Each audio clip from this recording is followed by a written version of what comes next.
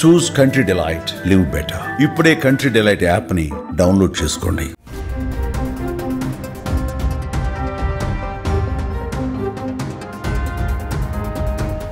ఇటీవల కాలంలో వర్షాలు బీభత్సం సృష్టిస్తున్నాయి. ఈ వానలు కేవలం 2 తెలుగు రాష్ట్రాలలోనే కాకుండా దేశవ్యాప్తంగా దంచుకొడుతున్నాయి. ఈ వర్షాల దాటికి భారీగా ఆస్తి నష్టంతో పాటు ప్రాణ నష్టం కూడా సంభవించింది. ఈ మరీ ముఖ్యంగా ఉత్తరప్రదేశ్లో కురిసిన వర్షాల కారణంగా ఒకరు కాదు, ఇద్దరు కాదు, ఏకంగా 56 మంది మృత్యువాత పడ్డట్టుగా వార్తలు వస్తున్నాయి. దీంతో వెంటనే స్పందించిన ఆ రాష్ట్ర సీఎం సహాయక చర్యలను చేపట్టి బాధిత కుటుంబాలను ఆదుకోవాలని ఆదేశించారు.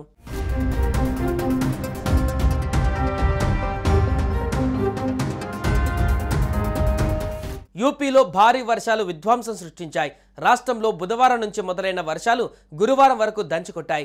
మెరుపులు, ఉరుములు, బలమైన ఈదురుగాలులతో కూడిన తుఫాను వర్షాలు రాష్ట్రాన్ని అల్లకల్లోలంలోకి నెట్టేశాయి. ఈ గాలులకు చెట్లు కూలిపోవడంతో పాటు విద్యుత్ స్తంభాలు విరిగి నేల కొరిగాయి. ఈ ప్రభావంతో జనజీవనం పూర్తిగా స్తంభించిపోయింది. అయితే ఈ భారీ వర్షాల కారణంగా గడిచిన 24 గంటలలోనే యూపీ వ్యాప్తంగా దాదాపు 56 మంది ప్రాణాలు కోల్పోయినట్లుగా వార్తలు వినిపిస్తున్నాయి.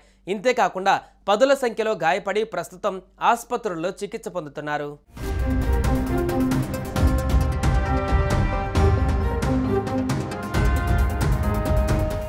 రాష్ట్రంలోని పలు జిల్లాలలో భవనాలు కూలిపోవడంతో పాటు దాదాపుగా 400 విద్యుత్ స్తంభాలు విరిగిపోవడంతో మృతుల సంఖ్య బాగా పెరిగిందని అధికారులు తెలిపారు.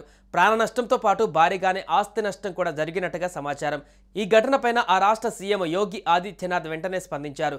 భారీ వర్షాల నేపథ్యంలో అప్రమత్తంగా ఉండాలని, వేగంగా సహాయక చర్యలు చేపట్టాలని అధికారులను ఆదేశించారు. ఈ వర్షాల కారణంగా ప్రాణ నష్టం జరిగితే బాధిత కుటుంబాలను వెంటనే ఆదుకోవాలని ఆదేశాలు పంపారు.